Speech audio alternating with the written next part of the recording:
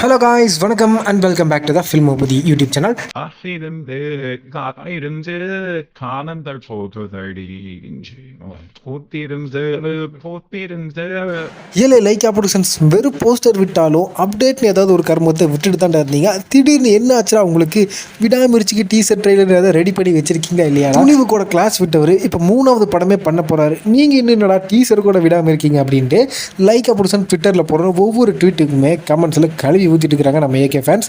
நான் நினைச்சா பண்ணலாம் சார், ஆனா பண்ண மாட்டேன்.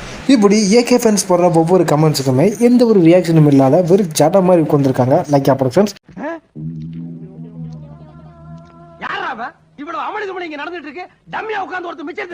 நம்ம ஏகே படங்களை ப்ரொடியூஸ் பண்ண ப்ரொடியூசர்ஸ்லேயே ஒன் ஆஃப் த ஒர்ஸ்ட் ப்ரொடியூசர்னா அது இந்த லைக்காவை சொல்லலாம். ஏன்னா கொஞ்சம் கூட ஃபேன்ஸோட எமோஷனை வேல்யூ பண்ணாமல் எனக்கு என்னன்னு இருக்கிறதெல்லாம் ரொம்பவே மோசமான ஒரு விஷயம் தான் சொல்லுவேன். ஆனால் வேட்டையன் படத்தோட ரிலீஸ்க்கு அப்புறம் விடாமுயற்சி சம்மந்தப்பட்ட அப்டேட்ஸ் ஃபேன்ஸுக்கு பேக் டு பேக் வந்துகிட்டே இருக்கும் அப்படின்ற மாதிரி லைக்கா ப்ரொடக்ஷன்ஸ் அன்அஃபிஷியலாக சொல்லியிருந்தாலும் ஸ்பெயினில் எடுக்க வேண்டிய ஒரு பாடல் காட்சியை இன்னுமே விடாமுயற்சி டீம் கம்ப்ளீட் பண்ணாமல் இருக்காங்க அப்படின்ற ஒரு விஷயத்தை கேட்கும்போது தான் கொஞ்சம் பயமாக இருக்குது.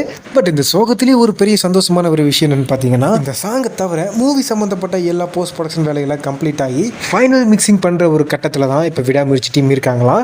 இப்போதைக்கு அந்த ஸ்பெயின் சாங் சீக்வன்ஸை 10 நாள் ஸ்கெடியூலாக பிளான் பண்ணி வச்சிருக்காங்களா.